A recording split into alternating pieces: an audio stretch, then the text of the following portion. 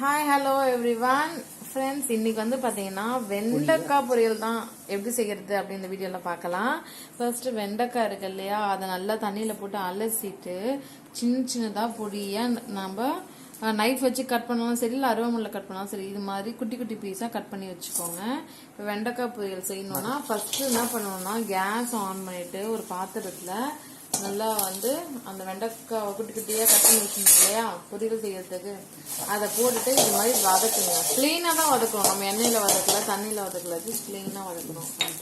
இது எதுக்காக வந்து இது மாதிரி போட்டு வதக்குறோம் அப்படின்னு பார்த்தீங்கன்னா, அது மேலே வழவழன்னு இருக்கும் இல்லையா, அந்த வழவழப்பு கொஞ்சம் கம்மியாகிறதுக்காக இது மாதிரி பண்ணுறோம். லைட்டாக சால்ட் போட்டுட்டு இது மாதிரி நல்லா வதக்கிக்கோங்க. ஓகேங்களா? வெண்டைக்காய் பொரியல் வந்து ரொம்ப ரொம்ப நல்லது. குழந்தைங்களுக்கு ஸ்பெஷலாக ஸ்கூல் படிக்கிற பசங்களுக்குலாம் வீக்லி ஒன்ஸ் கண்டிப்பாக கொடுங்க. எவ்வளோ ஸ்நாக்ஸ்லாம் வாங்கி கொடுக்குறீங்க, அதை விட இது மாதிரி வெண்டைக்காய் பொரியல்லாம் செஞ்சு கொடுத்தீங்க அப்படின்னா அவங்களுக்கு மூளை வளர்ச்சிலாம் நிறைய இருக்கும். அவங்க ரொம்ப இன்டெலிஜென்ட்டாக இருப்பாங்க. ஓகேங்களா? சரி, கண்டிப்பாக வீக்லி ஒன்ஸ் கண்டிப்பாக வீட்டில் இருக்க எல்லாரும் வெண்டைக்காய் பொரியல் செஞ்சு சாப்பிடுங்க. இது எப்படி செய்யறதுன்னு இந்த வீடியோவில் பார்த்தீங்கன்னாலே உங்களுக்கு தெரிஞ்சிடும். ரொம்ப சிம்பிள் தான், ரொம்ப ஈஸியாக சிம்பிளாக இந்த வெண்டைக்காய் பொரியல் செஞ்சிடலாம். இப்போ அதை வந்து நல்லா கொஞ்சம் வதக்கியாச்சு இல்லையா, அதை வந்து ஒரு பாத்திரத்தில் எடுத்து வச்சுக்கலாம். ஓகேங்களா? எங்களோட சேனலில் நிறைய நாங்கள் வீடியோஸ்லாம் அப்லோட் பண்ணியிருக்கோம், குக்கிங் வீடியோஸ்லாம். நீங்கள் பாருங்கள், உங்களுக்கு சமையலை பற்றி நிறைய தெரிஞ்சுக்கலாம். இந்த சேனல் நீங்கள் சப்ஸ்கிரைப் பண்ணிக்கோங்க. ஓகே, இப்போ பாருங்கள், அதே பாத்திரத்தில் என்ன பண்ணுறோன்னா சமையல் எண்ணெய் ஊற்றியாச்சு. சமையல் எண்ணெய்னா நாங்கள் சன்ஃப்ளவர்லாம் யூஸ் பண்ணுவோம். நீங்கள் வந்து கடலை எண்ணெய் நல்லெண்ணெய் இருந்தாலும் நீங்கள் யூஸ் பண்ணிக்கலாம். நீங்கள் சமையலுக்கு என்ன ஆயில் யூஸ் பண்ணுவீங்களோ அந்த ஆயில் யூஸ் பண்ணிக்கோங்க. அந்த எண்ணெய் லைட்டாக சூடான உடனே என்ன பண்ணுறோன்னா அந்த கடுகெல்லாம் போட்டாச்சு. இப்போ அதை நல்லா பொரியுது பாருங்க, அப்படியே வெடிக்குது எண்ணெயில்.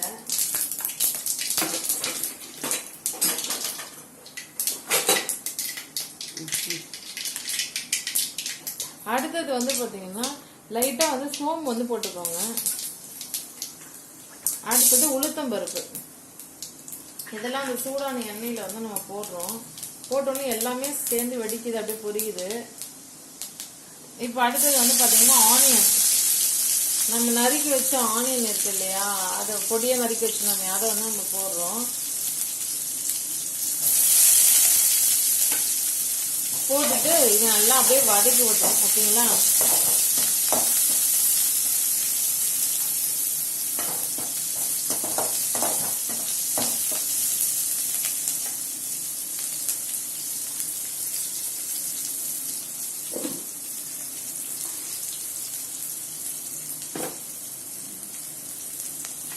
எப்பவுமே நான் சொல்லியிருக்கிறேன், உங்களுக்கு வந்து ஆனியன் வதங்கணும்னா லைட்டாக சால்ட் ஆட் பண்ணி வச்சுருந்தீங்கன்னா டக்குன்னு குயிக்காக வந்து வதங்கிடும். அந்த கோல்டன் கலருக்கு டக்குன்னு வரும். சரிங்களா? சால்ட்டு போட்டுட்டு எப்பவுமே வதக்குங்க, குயிக்காக வதங்கிடும், டைம் எடுத்துக்காது. அந்த கோல்டன் கலர் மாறினோட தான் அடுத்த இன்க்ரீடியன்ட் வந்து நம்ம ஆட் பண்ணுவோம். நிறைய பேர் இந்த சேனலில் போகிற குக்கிங் வீடியோஸ்லாம் பார்த்துருக்கீங்க. ரொம்ப ரொம்ப தேங்க்ஸ், நீங்கள் பார்த்து இந்த சேனலை சப்போர்ட் பண்ணுறதுக்காக. உங்களுக்கு கண்டிப்பாக யூஸ்ஃபுல்லாக இருக்கும் தானே? கமெண்ட் செக்ஷனில் கமெண்ட் பண்ணுங்க. தென் வந்து பார்த்தீங்கன்னா டொமேட்டோ, தக்காளியை வந்து என்ன பண்ணுறோன்னா இது மாதிரி நல்லா வதக்கிக்கோங்க. சரிங்களா?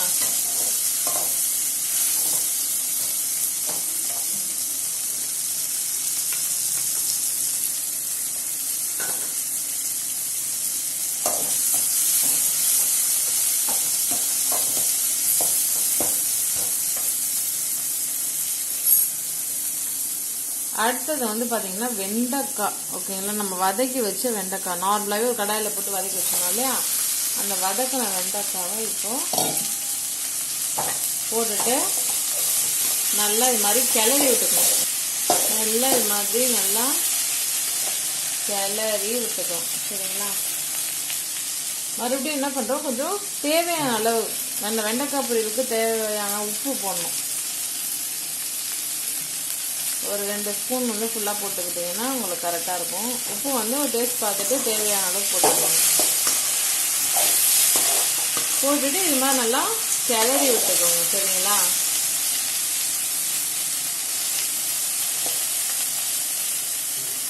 நம்ம இந்த மெத்தடில் வந்து வெண்டைக்காய் பொரியல் செஞ்சீங்கன்னா ரொம்பவே டேஸ்ட்டாக இருக்கும். ஓகேங்களா? நீங்கள் வந்து இந்த மெத்தடில் நீங்கள் சமைச்சு பாருங்கள்.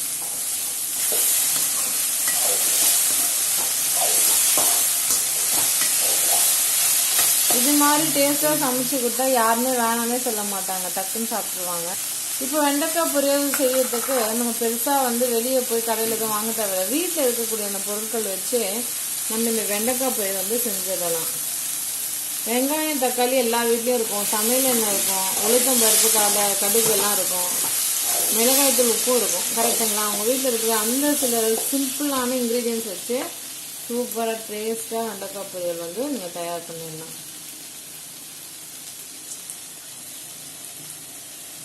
அடுத்தது மிளகாய் தூள். இந்த சில்லி பவுடர் வந்து அப்படியே இது கூட உங்கள் காரத்துக்கு ஏற்ற மாதிரி தான். நீங்கள் காரம் கம்மியாக சாப்பிடுவீங்கன்னா கொஞ்சம் கம்மியாகவே போட்டுட்டு கிளறி விட்டுக்கலாம். இல்லை நிறைய சாப்பிடுவீங்கன்னா கொஞ்சம் இன்னும் ஒரு ஸ்பூன் கூட போட்டுட்டு கிளறி விட்டுக்கலாம். காரன்றது கூட உங்களுடைய டேஸ்ட்டுக்கு ஏற்ற மாதிரி தான்.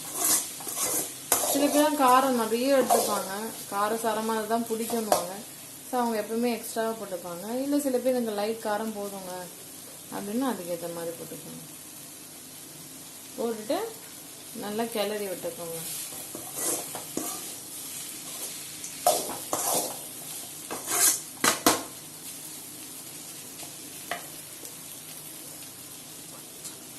லைட்டாக என்ன பண்ணணும்னா தண்ணி ஊற்றணும்.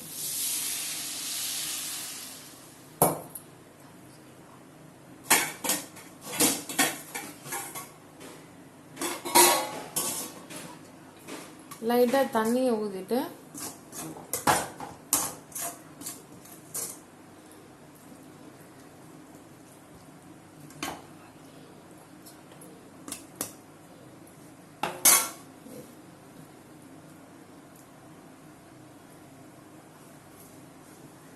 அடுத்து ஒரு மாதிரி தட்டு போட்டு மூடி வச்சிருங்க. மூடிட்டு ஸ்லோ பண்ணிக்கோங்க.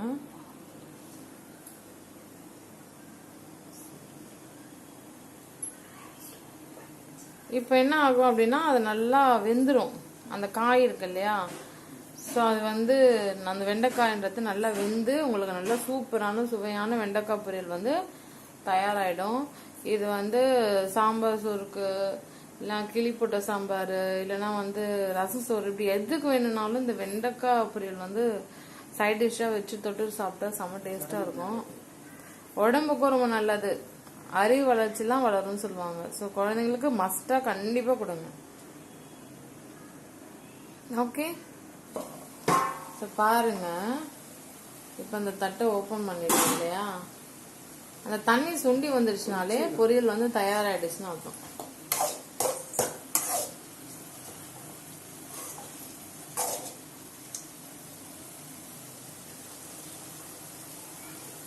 ஓகே,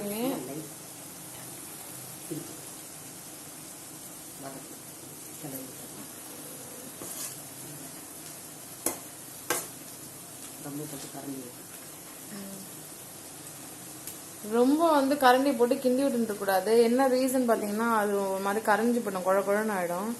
ஸோ அதனால அப்படியே விட்டிங்கனாலே அந்த தண்ணி சுண்டி வந்து வெண்டைக்காய் பொரியல் சுவையாக தயாராகிடுச்சு பாருங்க. அவ்வளோதான், வெண்டைக்காய் பொரியல் தயாராகிடுச்சு. ஸோ இந்த வீடியோ உங்களுக்கு பிடிச்சிருந்தா லைக் பண்ணுங்க, ஷேர் பண்ணுங்க, கமெண்ட் செக்ஷனில் கமெண்ட் பண்ணுங்க. இந்த சேனலை உடனே சப்ஸ்கிரைப் பண்ணிக்கோங்க. அண்ட் தென் வந்து பார்த்தீங்கன்னா ஃபைனலாக கருவேப்பிலை கொத்தமல்லி போட்டு இறக்கி விட்டுருங்க. அவ்வளோதான், வெண்டைக்காய் பொரியல் தயாராகிடுச்சு.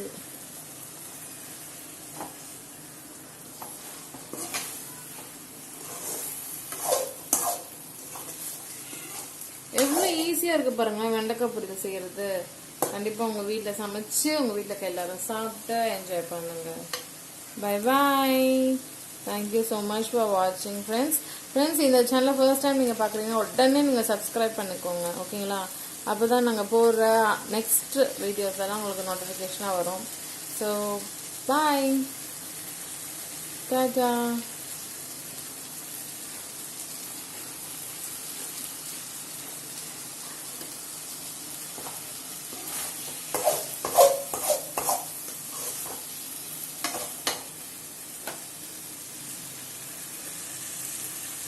ஆவி பறக்க சுட சுட வெண்டைக்காய் பொரியல் தயாராகிடுச்சு.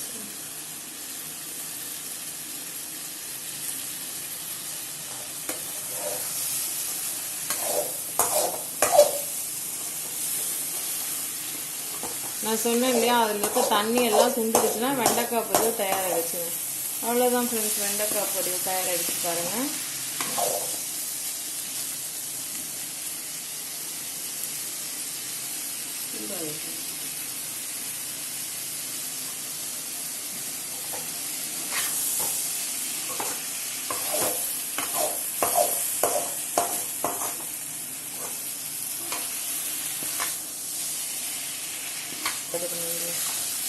பாருங்க செம்மையா ரெடி ஆயிடுச்சு பாருங்களேன்.